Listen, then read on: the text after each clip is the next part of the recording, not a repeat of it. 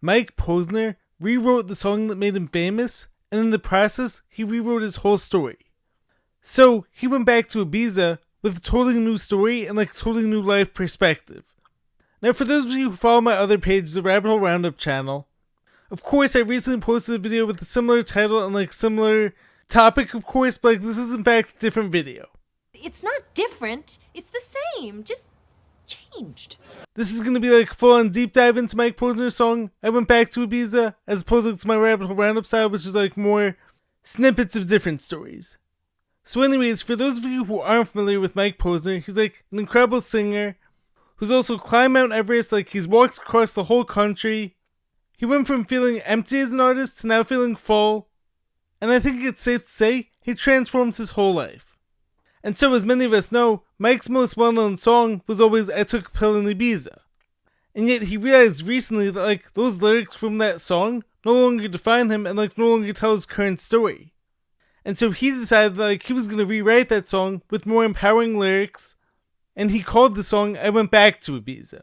My old story about myself was I was a lonely artist. I made up a new story. Now I love this for so many reasons, but like above all, this shows us how it's never too late to rewrite our own stories. And also like we're always evolving, so this doesn't mean like our past was bad or wrong, but like it doesn't have to be our current story either. So in today's episode, I want to dive deeper into this song and talk about like why what Mike did here is such like a powerful lesson to all of us. So anyways, without further ado, let's dive deeper now. Give me a...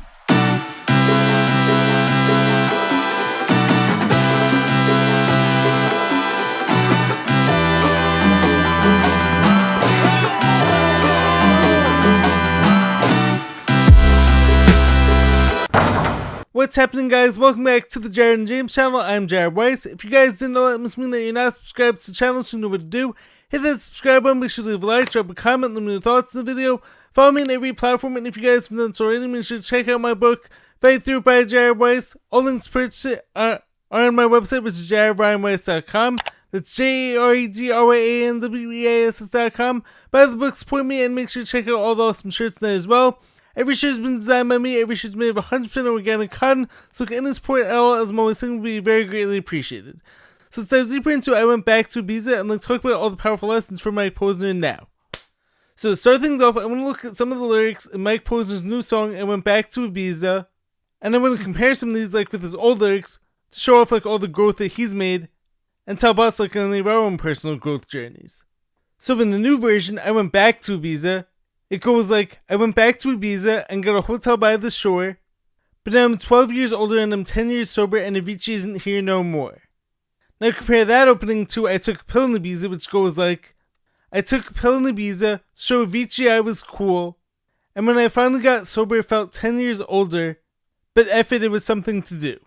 I'm living out in LA, I drive a sports car, just to prove I'm a real big baller, cause I made $1 million and I spent it on girls and shoes. Now I don't think he was lying in the original song. That was very likely how he felt during that time. But now he creates to help fans, not to use them or to manipulate them like to fill some hole in his life. He's sober 10 years and he feels better about himself, not it was just something to do. He used to be all focused on fame and materialism, and getting others like to think he was cool, and as I'll be talking about later on in the episode, I'm not saying like everyone has to be a monk and like be totally anti-materialism, and like all of us have to act like we don't care about any of that stuff. I don't need it! I don't need it! But I think it comes down to like not needing it or relying on it, and not relying on like any of that external validation to be happy and to like fill this void in our lives. Or even just like simply to feel good about ourselves. We need to be able like to fill ourselves up first, and then all the other stuff and like all those other bonuses can then come from a place of abundance and not lack. Then let's move ahead a bit more in the newer version. He says, I'm just a human, I'm trying to do what's true to me, but the fame and the money and the ghosts of my 20s try to make me who I used to be, but God's got my back, so every time I feel fear, I give thanks I'm alive, almost died 2 times, there's a reason I'm still here. Ooh, love that, so powerful. And he also talks about like how the past life was leading him towards like a life of tragedy, and now all he knows are love songs. Compare that to the old version where he says, you don't want to be high like me, never really knowing why like me. You don't ever want to step off the roller coaster and be all alone, and then you don't want to be stuck on stage singing. And of course, the final verse, all I know are sad songs, sad songs. So the old version, as we can see, was a case of the tragic artist and the one who wasn't fulfilled in his own life. And he was telling his fans, you don't want to be like me, and how he feels stuck on stage singing. Well, now he sings about love songs. It's more like love her. Oh, you sly dog! Woof woof! And he's trying to spread his light out into the world. He gives thanks to God and has a gratitude mindset. So this is of course a drastic shift in his life, and shows how much each and every one of us can evolve and transform our own lives, with different inputs, finding time for silence, and getting in touch with God or the universe or our higher selves. So taking this a step further, I believe there's a path that leads to the depraved artist who craves attention and can't live with themselves and does drugs and all these other harmful things. But there's also a path out there that's more fulfilling and could lead to the grateful artist who's all about giving but also filling themselves up too. And if any of you guys follow Mike on social media, what you could see is that he took the time, put in the work on himself, and so he was able to achieve this new state. And this is a reminder to all of us that we don't have to stick with our old story if it's no longer serving us. Now next, I want to take what Mike Posner did when it came to rewriting his song and bringing this into a more personal example. So when it comes to my book, Fight Through It, which came out about a year and a half ago, I love it, I'm incredibly proud of it, I'm incredibly proud of all the work I put into it, and I think it was absolutely perfect for when I wrote it. It perfectly encapsulated all my emotions and how I was feeling, and it was and is still authentically me, and I would highly recommend all you guys read it and buy it. And I'm actually planning on rereading it every year, and have done so since it came out. And it's honestly, I wouldn't change a thing about it, because once again, I believe it was perfect for when it was written. However, as I'm rereading it, there's some tiny things that I come across, and I'm I would have said this a bit differently now. What? The sauce! I don't know, you're using too much sauce, okay? Review's over. Or maybe I would have added some new context around the story, or my beliefs on this topic have slightly changed. So I can love the book and still acknowledge that as people we're always constantly changing and evolving, as all of us should be and as is normal. And so the point I'm trying to make here is that we don't have to stick with something just because it served us in the past. I don't have to be I feel the exact same way as every word I wrote in that book as I do now, almost 2 years later. And hey, thankfully not too much has changed, and I definitely won't make any drastic changes. But my point that I'm saying here is that was just a year and a half ago. And part of it is of course also me being my own hardest critic. But going back to Mike Posner changing the lyrics in the song I Took a Pill in Ibiza, and his new song I Went Back to Ibiza, he was writing about how he felt at that time. He didn't erase the song or get rid of it completely. And how we said in the original song, all I know are sad songs, he was telling the truth then, just as he is now when it comes to all I know are love songs. So our past beliefs can change, and that's okay. We can and should welcome it when it happens. And this also reminds me of a conversation I had once with my best friend James, co-founder of this channel. So we were talking about what it means to be your truest self, and I was saying to him how your highest self is your best self. So he, being someone who sometimes likes to challenge me, so he said to me well, what if someone's an alcoholic? And that's just who they are, and they're not going to change. Here's to feeling good all the time. But so I explained to him how just because they may be in someone's past doesn't mean that that's who they are and that's who their identity is now. And that's why it's so important to not attach ourselves to any identity or even to any words or titles that don't empower us. And it's if we don't like that past story about ourselves, it's up to us to change it. Now moving right along, Mike Posner also did an interview recently with Ed Milet on his podcast and spoke about some things I'm going to add my own takes on, as well as of course provide some nuance. So one point that Mike spoke about where I would slightly alter my viewpoint from his, I'm not going to say I disagree, but I just want to add some nuance here, is when it came to how he's evolved as a creator and a singer. And he was saying how he used to create just to gain his audience's love and approval, as well as for money and fame, and now he creates for his own love and to be of service to others. A beautiful message, of course. So in general, I do think this is like a beautiful sentiment, and I honestly feel the same way when it comes to my own content. However, the way he said it came across a little bit like I'm killing off my ego, and doing so totally. This thing has got to be stopped. And this is like a common flaw, I guess you call it, in the whole spiritual community. So what I've learned is that like the ego can be great, and like it's not all a bad thing. It can be a great thing, actually. As a content creator, as an athlete, or even like as a musician, a business person, etc., I think all of us need some of that push. It's not bad like to want accomplishments, and to want some approval and love from others. However, it becomes a problem when that's the only driver. The ego is of course part of like what drives us to do better, but the balance is coming from how do I get to this place like where I don't rely on that. And so it's like with me personally, I've been making content for over 5 years now, and yet I barely made any money, and yet I do still love what I do, but of course, I also do hope like to gain some recognition and to be able like to make a lot of money doing this one day. For those of you who know me, and like I've spoken about this plenty of times now, money is most definitely not my sole focus. I don't create content like just to go viral or just like to make money. Otherwise I'd be clickbaiting and being fake and studying the whole algorithm. But I want to have an impact first and then make money from that positive impact. So it almost like comes down to like whenever the ego is driving us, how do I come back to center and like remind myself of all the positive reasons why I'm creating? So I think it's important like to constantly be asking ourselves, do I still feel valued, or do I still value myself even with like no external applause? And of course at times like this is easier said than done because all of us want to get what we're worth, and like all of us who know our worth want to achieve some of that external validation. And so after Mike said some of this, and I let them like share a personal story about how like he and a friend made this deal years ago, like they were no longer going to care about like significance. But then a few months later, they ended up talking again, and both of them are like, I lied, I actually love having significance. He said that like the change though was about having significance in a healthy way and like putting it in its rightful place. And this is why I'm so big on prioritizing authenticity and helping to inspire people with my content. I'm not about like getting famous for something fake, or saying things like I don't believe in, or simply fame for the sake of fame itself, because any of that wouldn't feel right to me. But like every time like I get a compliment on one of my posts, it feels good because I said something that was like authentically from me. It wasn't for me just like trying to get views or to manipulate my listeners.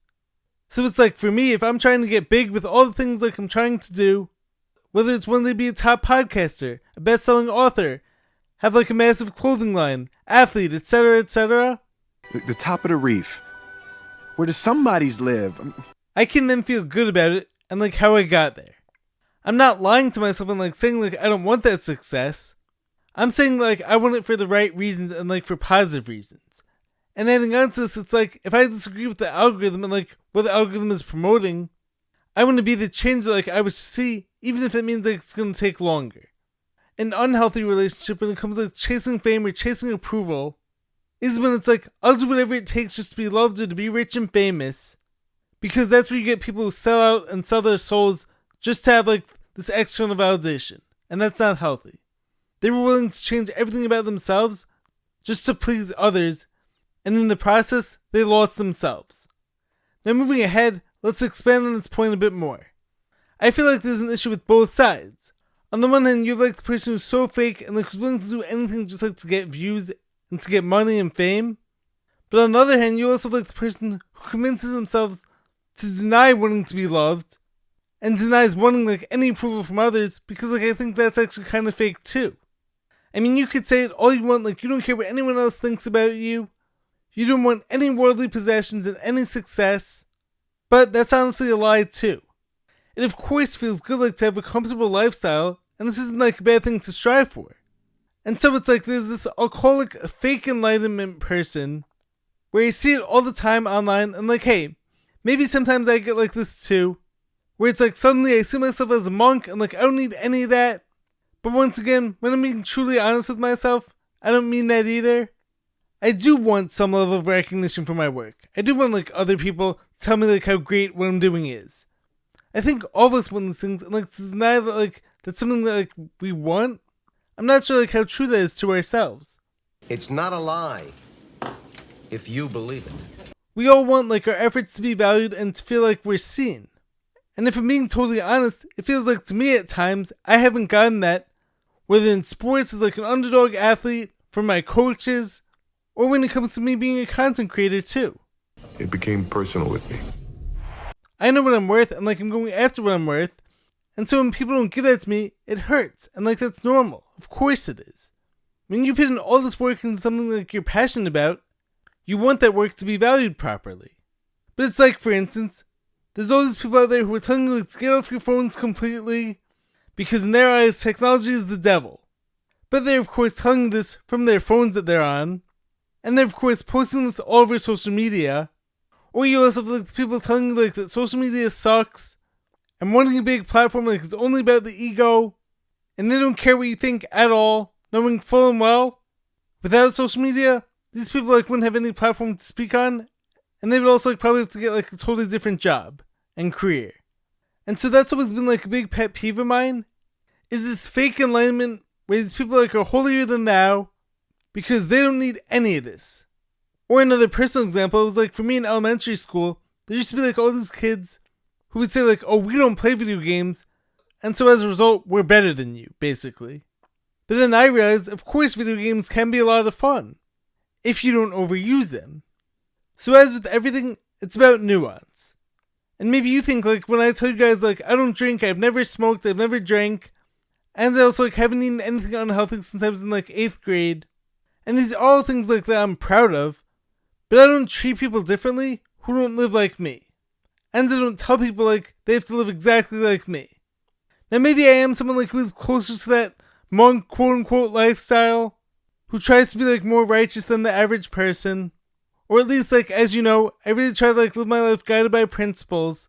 I want to help people, like I want to spread love and positivity and kindness to the world, and be my best authentic self.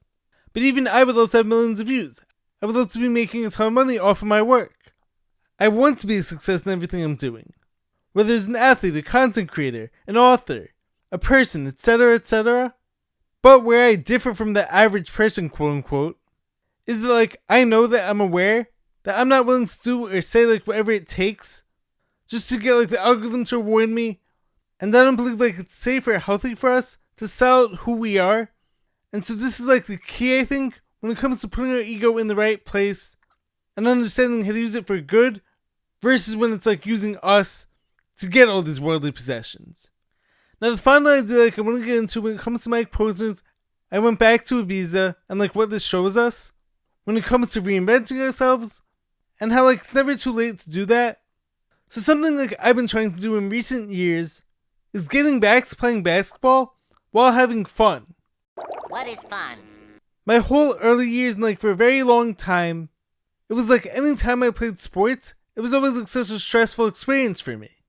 I played for plenty of coaches who screamed at every mistake, and I had teammates who would scream and curse at me, and me being a highly sensitive person, I took all this to heart, and it actually became part of my identity.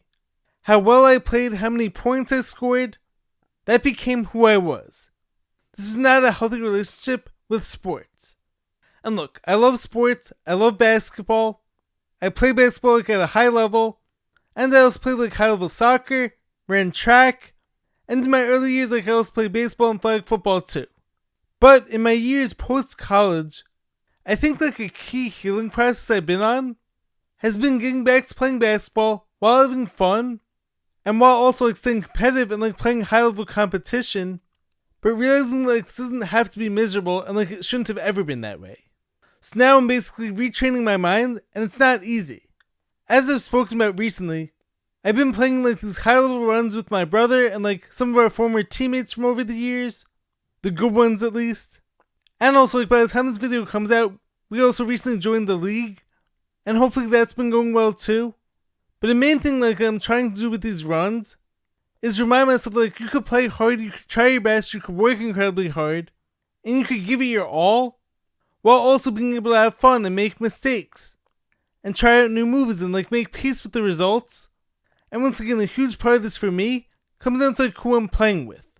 Recently, most of the guys like who I've been playing with have been awesome teammates. Once again, back to the early years, playing for coaches and with teammates who made playing a miserable experience, that whole toxic mindset sort of became ingrained in my mind. I was playing with people who screamed at every mistake, and the hard part is for me now, I'm noticing that like sometimes I've become that person for myself too. I now find myself like apologizing for missing a shot or a turnover, and like my teammates now are like, it's okay. Don't worry about it. Now I've always been that teammate for everyone else, but these were not my teammates for so many years. So now though it's like hearing that from a teammate, whether it's my brother or even like from someone else, I'm like, oh, it is okay. It's okay to miss a shot. It's okay to make a mistake. Maybe I don't actually have to like beat myself up for this. And I'm still working on this a lot, and then not overthinking every move I make. But it's like getting back to the main idea from this episode. It's never too late to rewrite your story. I don't have to be the guy who destroys himself for every miss and hates playing competitive sports because of all the past horrible experiences I've had with like toxic teammates and toxic coaches. I just have to slowly work on healing these things and get back to playing with the right people who are uplifting and who aren't going to tear me down. Anyways, in closing, Mike Posner didn't just like erase his past, he just rewrote his story. And the truth is, we could all do that if we choose. And so if there's a chapter in your life that no longer looks or sounds or feels like you, maybe it's time to write a new one. Anyways, if you guys liked what you heard in today's episode, make sure to leave a like, drop a comment, subscribe to the channel. I will catch you guys next time. Stay positive, stay hustling, stay grinding. Catch you next time. Peace.